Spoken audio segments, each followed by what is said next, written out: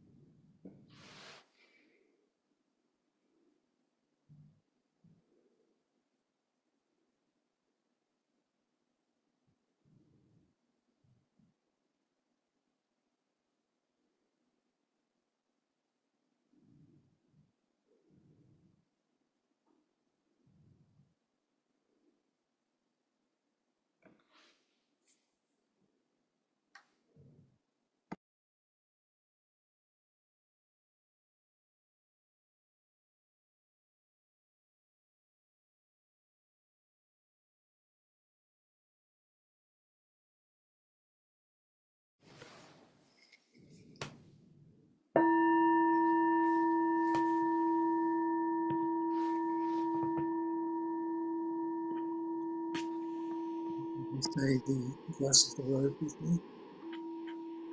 Vast is the robe of liberation, a formless field of benefaction, wearing the universal teaching, and realize the one true nature, thus harmonizing all being. Vast is the robe of liberation, a formless field of benefaction, wearing the universal teaching, I realize the one true nature, thus harmonizing all being. Vast is the robe of liberation, a formless field of benefaction, wearing the universal teaching, I realize the one true nature, thus harmonizing all being.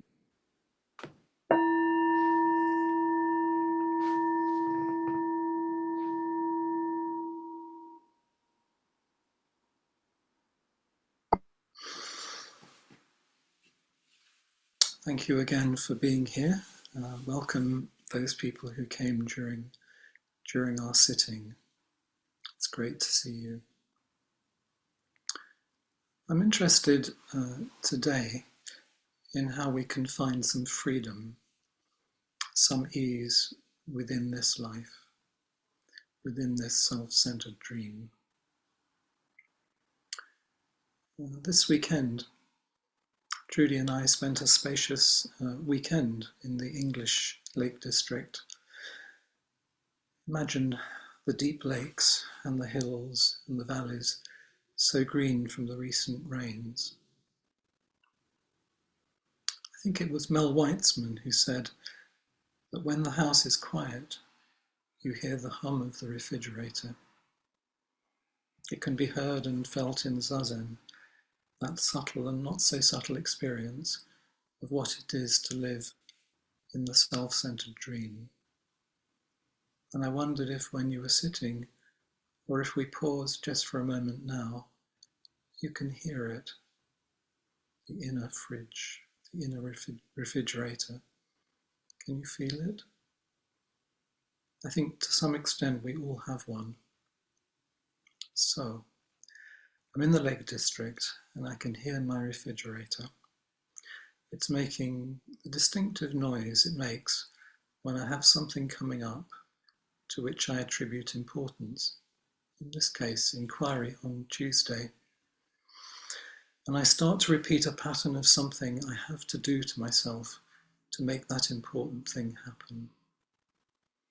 And I notice a kind of tightness that happens because I know something is coming towards me.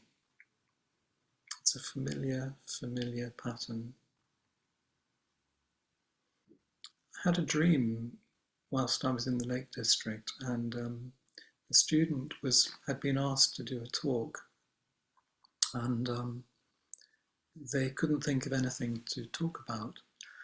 And so I said, talk about something that is so close to your heart you can't see it. And I think this experience of being in the Lake District, the feeling of the quiet and the spaciousness, opened up something that happens to me, a pattern that's so close to my heart, sometimes I don't notice it. And Flint, in a recent talk, talked about teachers, visiting teachers, having contact with teachers. And last night I had a dream about Flint, and I think he was admonishing me. And when I woke up, I thought, I'll remember that. And I've forgotten what he said. So I've had two kind of significant dreams recently about being a teacher and having a teacher. Last week, Trudy explored our relationship with time, how we inhabit time, and how time inhabits us. Perhaps it goes beyond any language we can employ to describe it, which is why Dogen's Uji is so beautifully expansive. I wonder how you relate to time, given that you are time, I am time, and how your individual I relates to the difficulties of being in time. Judy also shared how Suzuki Roshi once said, "I rest in every moment. I rest in every moment." And I'm very drawn to that possibility, that statement. But I think I inherited a complicated relationship with rest and activity from my father, Samuel. His father died when he was 3, and as the eldest son, he took on responsibility for his mother and his 3 siblings. He was a wing commander during the Second World War. Duty was important to him. Work was very important to him. He was very driven, and he was either working hard or completely asleep.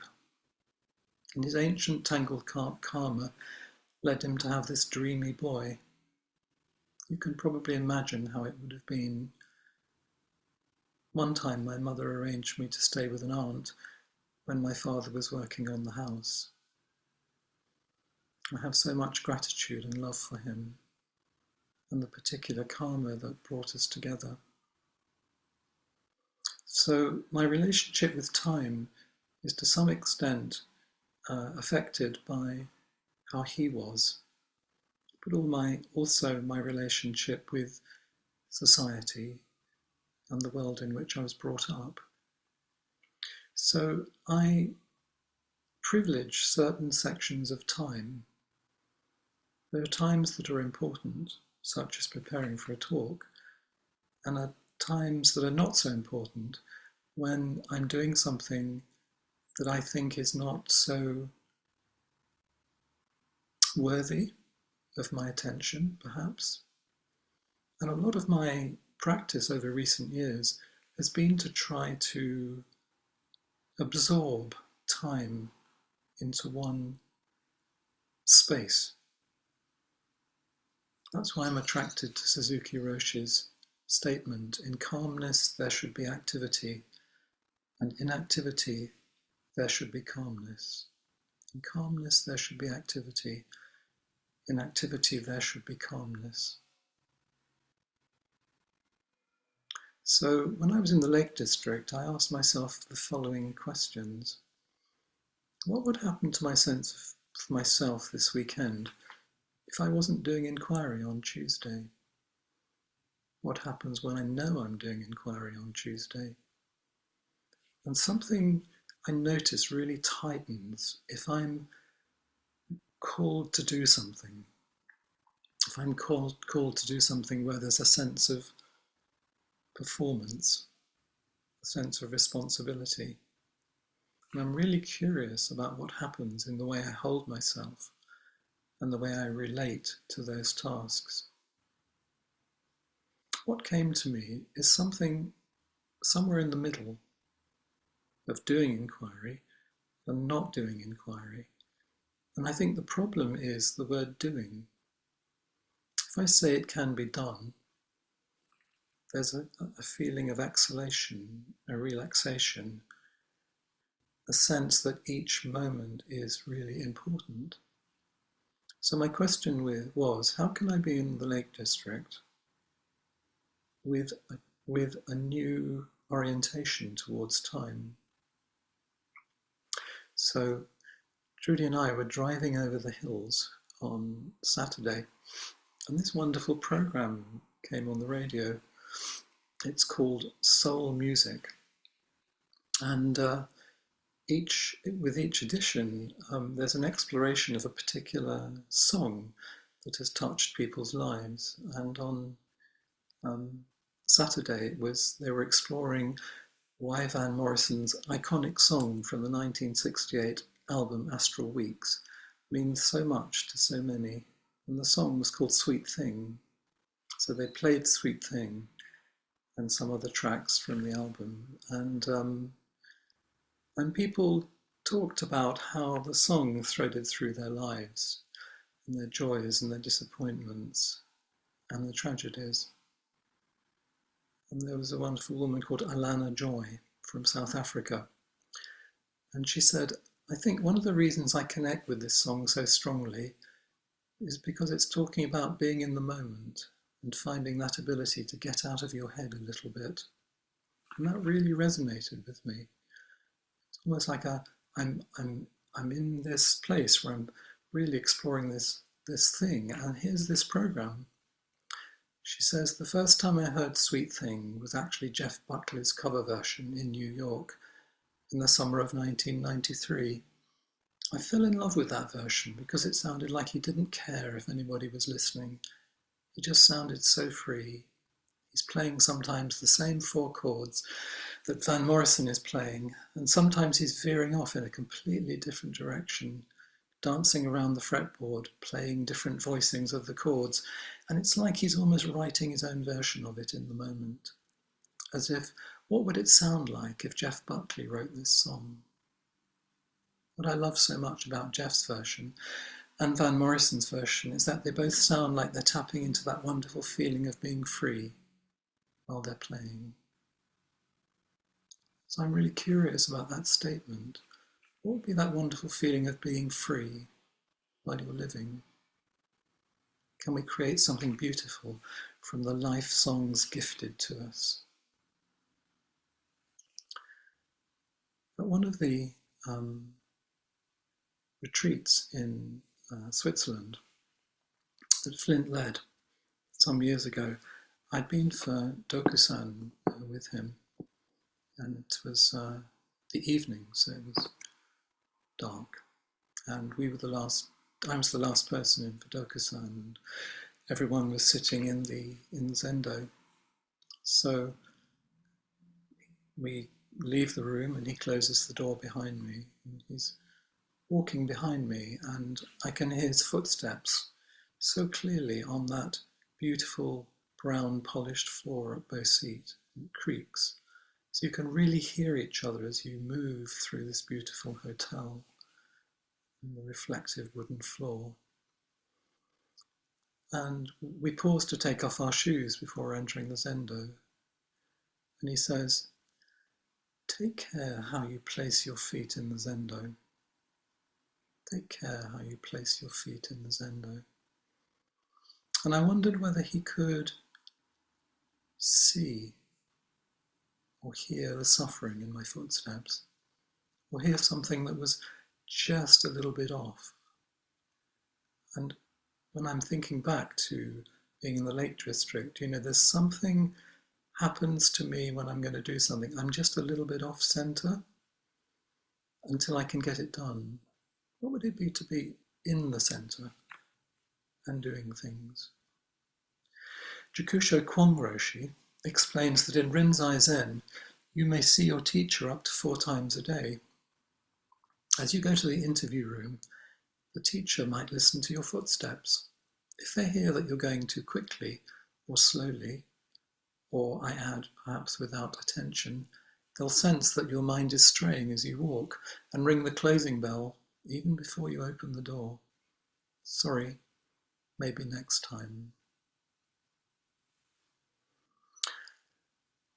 When I was 26, I read this poem. I turned to this poem the night my mother died. It's Ash Wednesday by T.S. Eliot. I've no idea why I turned to it during that long night after she died, but I did, and I turned to this page, and I've only really just thought of it as a blessing from my mother, because the lines are as follows. He's talking to, it's in a way, there's a Christian orientation to it, but for me, he's talking to a particular female presence or energy. He says, Blessed Sister, Holy Mother, Spirit of the Fountain, Spirit of the Garden, suffer us not to mock ourselves with falsehood. Teach us to care and not to care. Teach us to sit still. And ever since I was 26, I've just realized that was my first koan. Teach us to care and not to care. Teach us to sit still. Even among these rocks are peace in his will. And I've carried that apparent polarity caring and not caring. In relation to how I tighten up and how I prepare for something, where is the suffering? John Dado Laurie talks of a koan which involves laywoman Pang, and their daughter Ling Chao. And the koan involves difficulty, so it goes difficult, difficult, difficult, easy, easy, easy, neither easy nor difficult. And he offers a commentary on the koan. Is life easy? Is life difficult? Is it neither difficult nor easy? And what he says is the truth is that it can't be found in either of the extremes. Why? Because neither of the extremes exists. So if I paraphrase what he says about this, he says, I say it is not to care, nor not to care, nor neither to care, nor not to care. I say it is not to care, nor not to care, not neither to care, nor not to care. So from that, I take there is no caring and not caring. How would that be? It doesn't exist. And at the same time, there is. So the koan that I was offered by my mother in that poem is moving forward. There is no caring and not caring, and at the same time, there is. I was really thinking about the mystery we are to each other, the mystery we are to ourselves, and I love the book To the Lighthouse by Virginia Woolf. And this little passage is about Mr. Ramsay, who is a mystery to everybody in the family. And they're going to visit this lighthouse. They've planned and planned, and they're just going to visit this lighthouse. And I'm going to read you a little passage, because I think it, for me, points out something about the beautiful mystery we all are. Mr. Ramsay buttoned his coat and turned up his trousers. He took the large, badly packed brown paper parcel which Nancy had got ready and sat with it on his knee. Thus, in complete readiness to land, he sat, looking back at the island. With his long-sighted eyes, perhaps he could see the dwindled, leaf-like shape standing on end, like a plate of gold, quite clearly. What could he see, Cam wondered. It was all a blur to her. What was he thinking now? She wondered. What was it he sought so fixedly, so intently, so silently? They watched him, both of them, sitting bareheaded with his parcel on his knee, staring and staring at the frail blue shape, which seemed like the vapour of something that had burnt itself away. What do you want? They both wanted to ask. They both wanted to say, ask us anything, and we will give it you. But he did not ask them anything. He sat and looked at the island, and he might be thinking, we perished, each alone, or he might be thinking, I have reached it, I have found it, but he said nothing. Another beautiful polarity. I'm going to conclude with a poem I've recently revisited, which I love, and I want to include it in the talk. But it's apposite for this because it refers to ease and allowing ourselves to enjoy this life exactly where we are. It's called The Little Duck. Some of you know it. The Little Duck. Now we are ready to look at something pretty special. It is a duck riding in the ocean 100 feet beyond the surf. She can rest while the Atlantic heaves because she rests in the Atlantic. Probably she doesn't know how large the ocean is, and neither do you. And what does she do, I ask you? She sits down in it. She reposes in the immediate, as if it were infinity, which it is. She has made herself a part of the boundless by easing herself into it just where it touches her. May you ease yourself into the boundless, just where it touches you.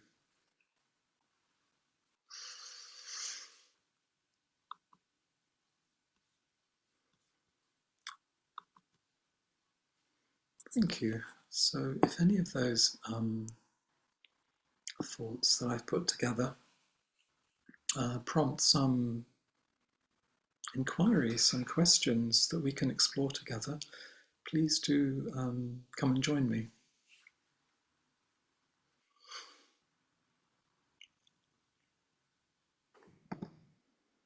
Hello, Michael. Gosh, I have no idea who you are. Nor do I.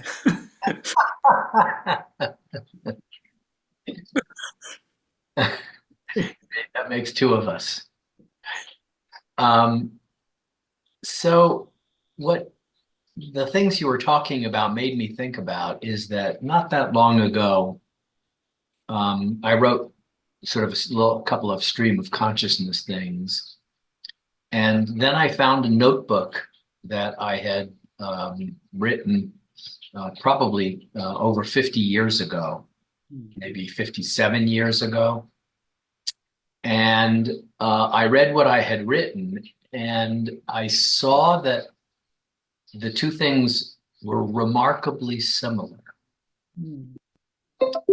And they were both curious and unhappy about current circumstances Mm. and just waiting for the right answer to appear and to occur. Mm. And I've spent most of my life what I would call waiting. Mm. And I occupied my waiting by making lists of things to do. Mm.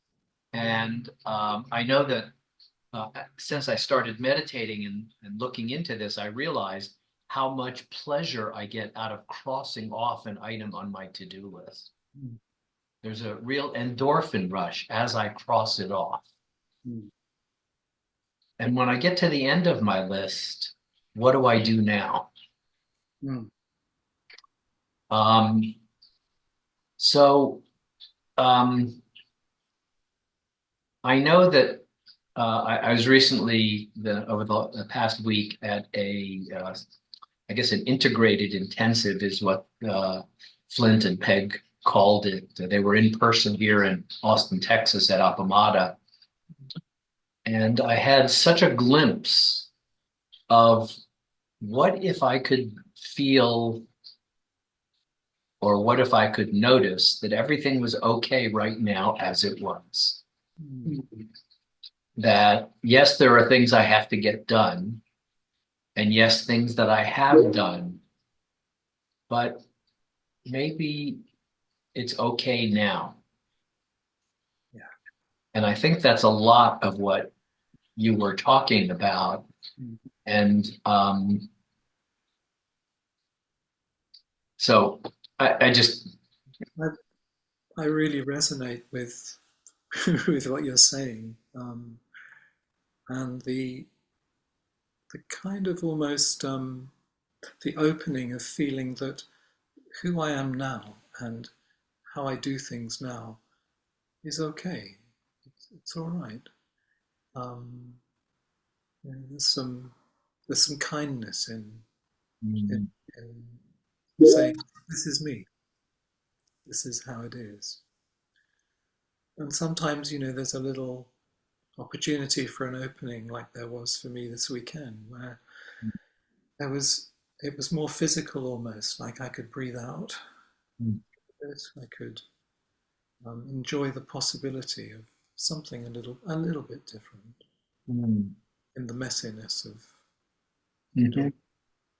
Um, So near the end of the retreat, we were doing a kinhen, mm. and my mind was particularly active, Mm. just bouncing all around with all kinds of things. And it occurred to me that this was the way I am, Yeah. and that it was not going to be that it was going to end and I would find sort of a quiet place forever, Mm. Well, but that it was important for me to find my place in the midst of, as you put it, the hum of the refrigerator. And yeah. for me, I'm listening to the tinkle of the fountain of my kitty's uh, Yes. Yeah. water fountain. So, I mean, there are a lot of refrigerators in this room at the moment, aren't there? We, we all have our different, refrigerator sounds and challenges, and part of being together is we support each other to take care of those. It's the self. I guess it's the self-centered dream. Um, but what you were talking about was being just this moment, compassion's way. Beautiful sharing of that. That I am just this moment. I'm this person who is like this. So it's maybe that's kind of the essential kindness that we can offer ourselves. Mm. Thank you. Thank you.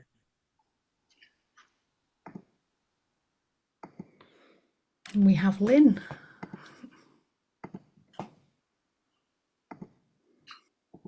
Hi, Lynn.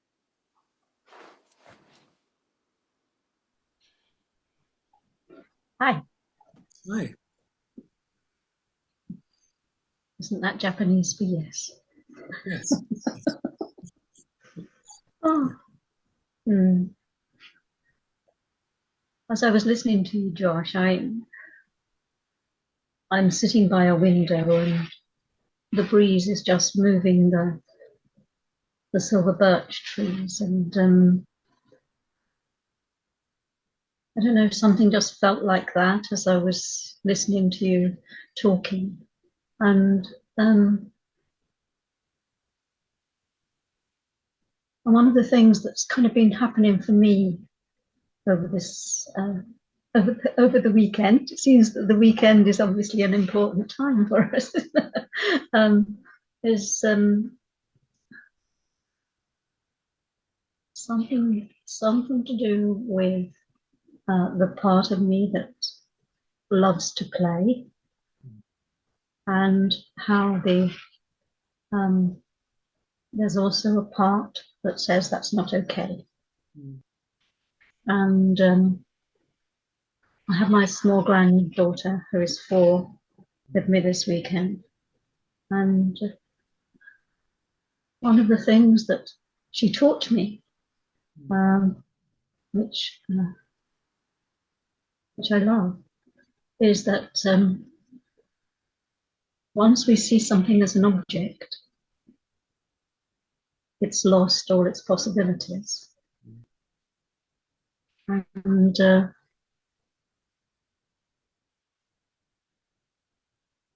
somehow that feels to fit for me with the part that wants to play. That somehow that's a sort of creative. I don't know how to describe it really. It it doesn't want to name things or pin them down or put them in boxes, and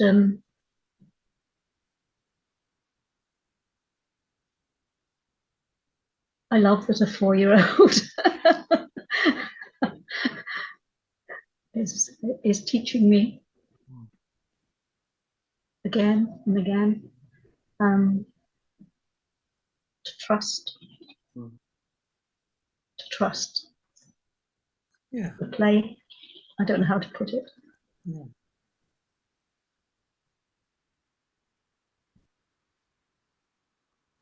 Feels like you're really being creative in finding what's actually finding, things that kind of are there.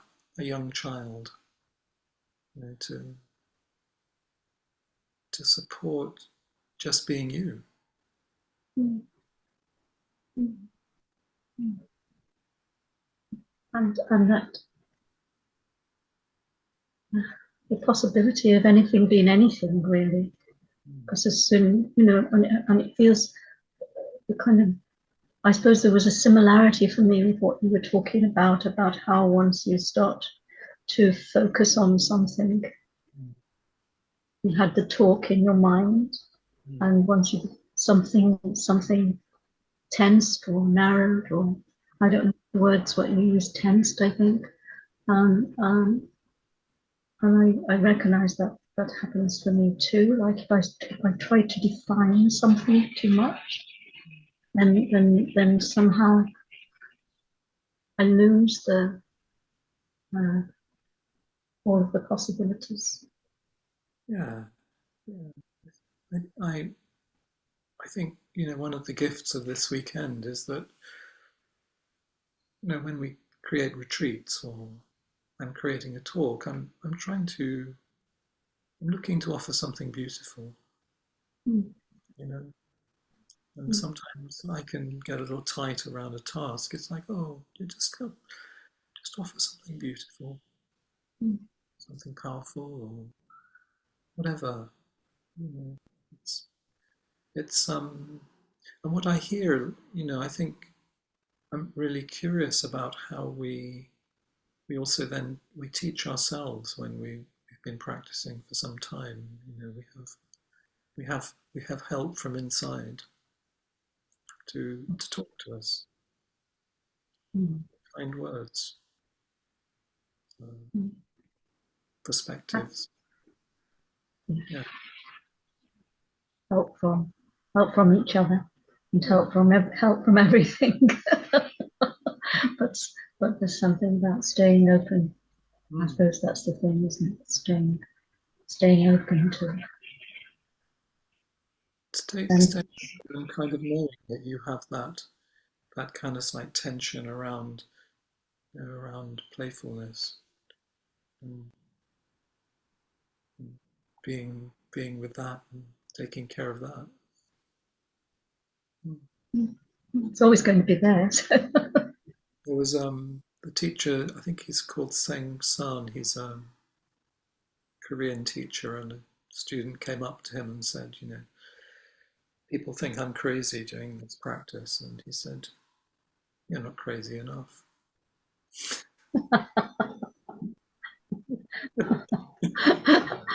And I've always loved the story about Suzuki Roshi when I can't remember whether it's at Tassajara or somewhere, where somebody came up to him and they're not meant to be silent. And Suzuki Roshi spoke to whoever it was, and the student said, supposed to be silent. And Suzuki Roshi turned around to everybody and went, shh.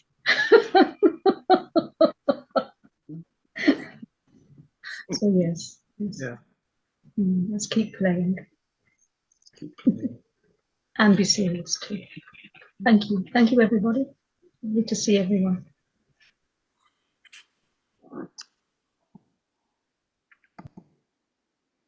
And we have Becky. Hey, Becky. Hello. Oh, Hello. yes. Hello. Time itself is a self-centered dream, or a shared one in some ways, because it's a construct, a human construct. And so, yeah, it's sort of one of those basic ones that when we cling to time, that it's because we are not in the moment. Something like that. A moment isn't a time thing. It just is. Whereas a minute is a time thing. Aha. Yeah. It's a measurement, isn't it? Yeah, it's a measurement. It's a construction that we have that comes in handy if we ever want to see each other.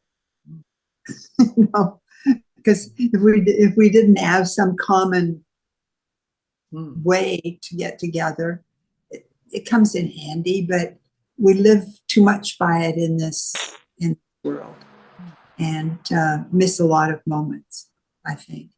And I really love what Lynn was saying about words in relationship.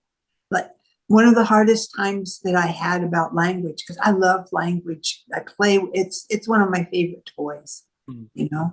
And so when my first baby was born, I really had an extremely difficult time to start teaching her, like encouraging her to talk, because I really felt that, like, once I've done that, I've put parameters around things for her to know what's going on. It's something that does, and I really angst over it, like, hugely. And then somebody gave us a book that was called "A Flower Pot is Not a Hat, but if you put it on your head, it is." And that helped me a whole lot to see that it doesn't have to be limited just because we made a word habit and there, all of that stuff. It doesn't make it all a thing if we can keep it not in our thinking and being with. So. Yeah, I'm thinking about the schedule for a retreat. It's a very organized schedule. Everything happens at a certain time, and paradoxically, it's designed. One of the design features of it is to see into the depths of your life. There's a paradox, isn't there?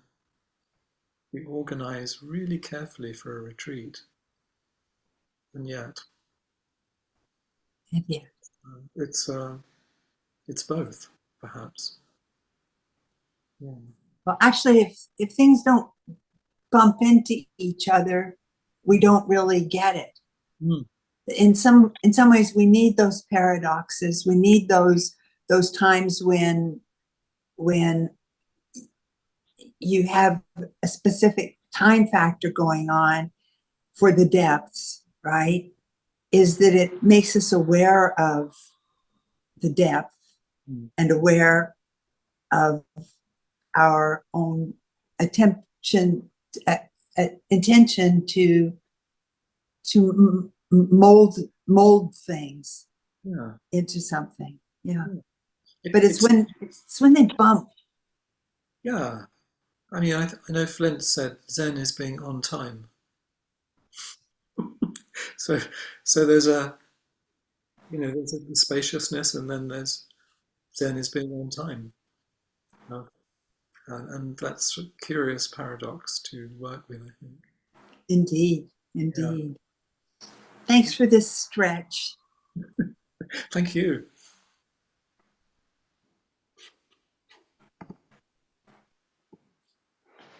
We have Kathy. Well, thank you, Josh. I wanted to raise my hand for a couple reasons. One was just to thank you for this beautiful talk. And then you said you were thinking that what you wanted to do was offer something beautiful. And my goodness, you have, between the poetry and the music and the stories and the depth. So that was one of the reasons I wanted to raise my hand. And the other one was because, I don't know if you remember, but I think it must have been 2020. You and I talked in one of the retreats about time and schedule. Yeah. And it really helped me to realize that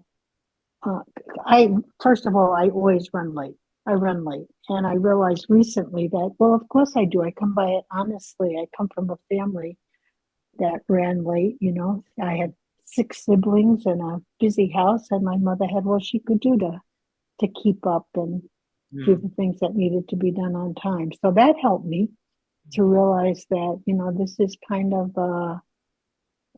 this is something that's in my bones in a way. And it helped me to distinguish time and schedule because I figured, well, schedule is something I can do something about. I can make choices about that. I can't say I've done much better.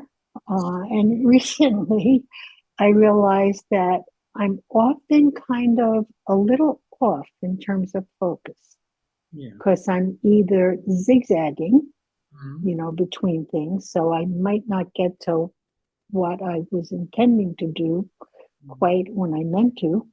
And, or else I'm kind of like ultra focused and not focusing on anything else but one thing, which might take me away from some of the things that I maybe should be doing. So, it gets back to time and schedule. And your quote about calmness and activity and calmness, I think really offers me something to work with that. Great, great.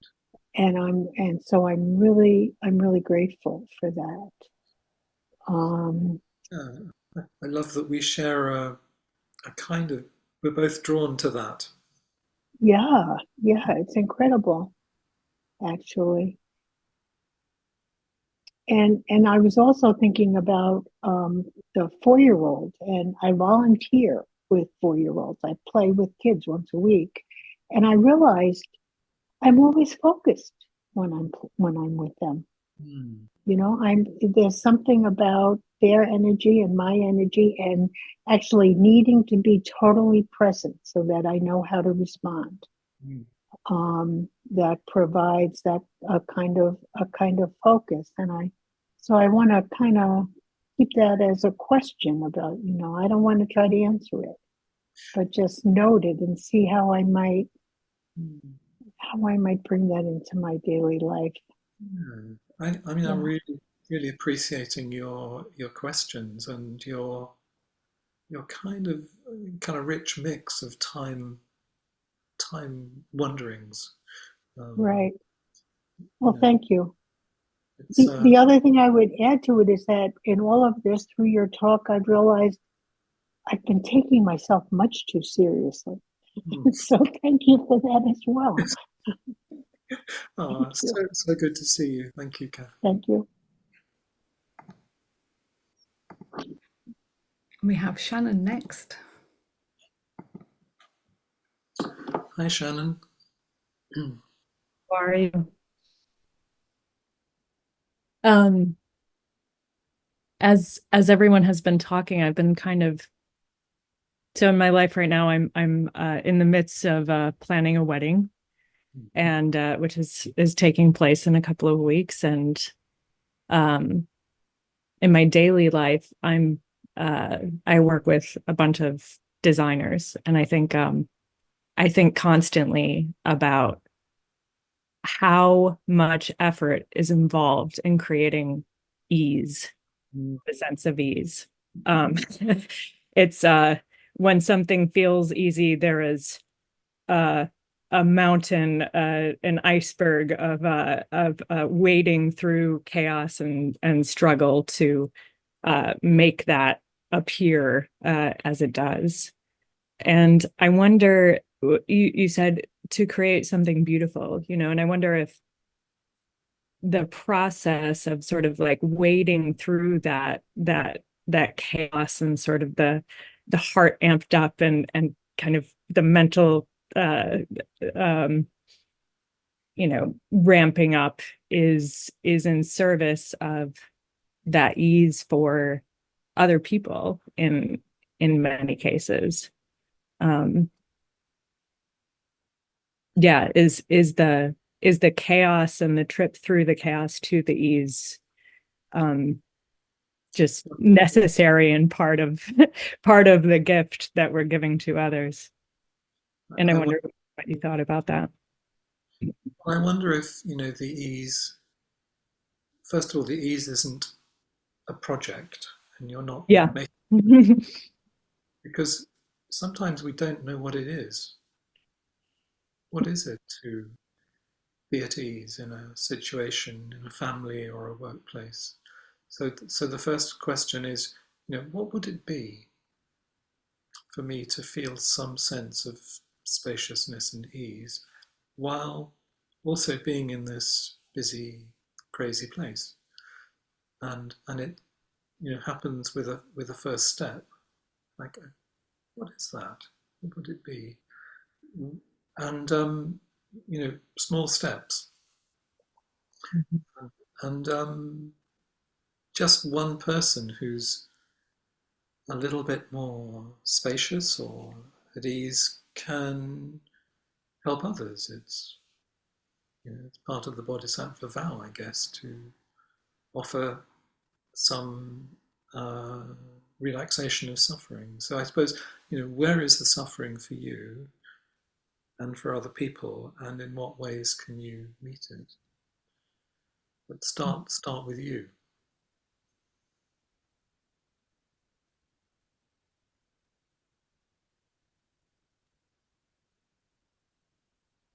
I mean, I think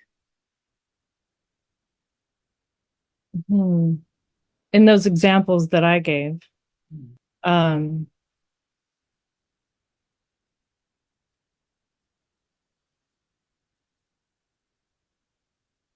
let's see.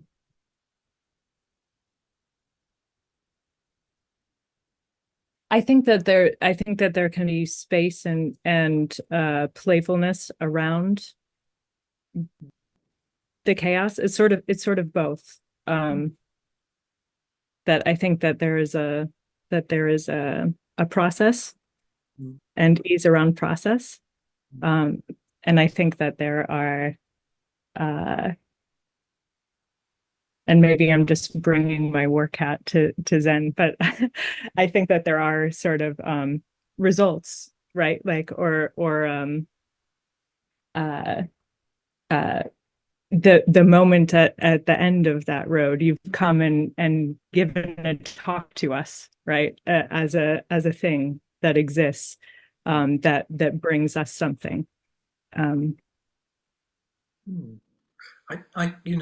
You're saying you're bringing your work hat to Zen. Mhm. If your Zen hat to work. That's one of the yeah, that's a challenge. See what happens. Chaos is everywhere, so it's not like it's just how it is, and how how are we going to meet it with some poise and some ease and some purpose and get things done. It's like you've got some great questions there. Thank you, Josh. Thank you.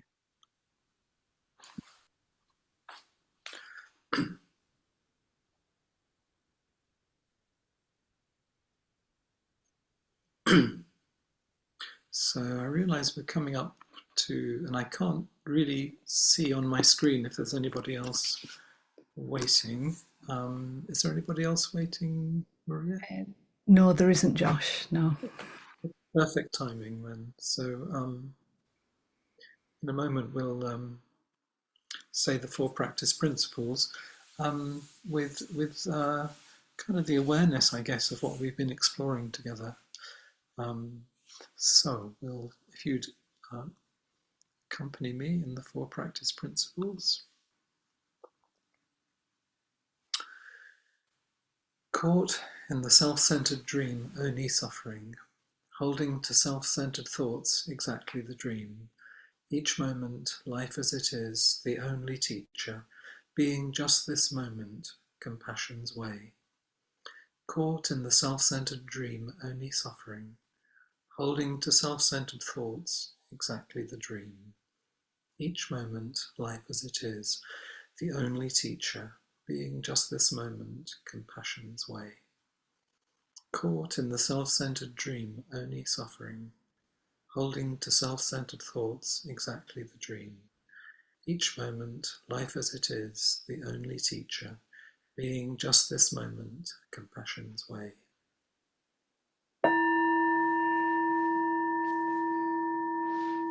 Thank you everybody for being here this evening. And thank you, Maria, for making it possible. So I'll hand over to you. Thank you. Thank you so much, Josh. And I can really relate to that tightness when before preparing for something. And thank you for the reminder to turn towards it and quieten that extra noise so that I can listen to the hum, the inner refrigerator, as you called it. So thank you so much for that reminder, and thank you all for being here and making it possible. It doesn't happen without you all turning up and holding the space. So thank you all so much. And if you'd like to offer dana to Josh, then please do go to justthiszen.org/giving, and you'll find a place to offer dana there. I'll stick it in the chat. That's a bit Barovian. But if you'd like to continue for a further 30 minutes, then please do pop yourself into gallery view, and I'll be with you in just a moment. But thank you all so much for being here. Thank you.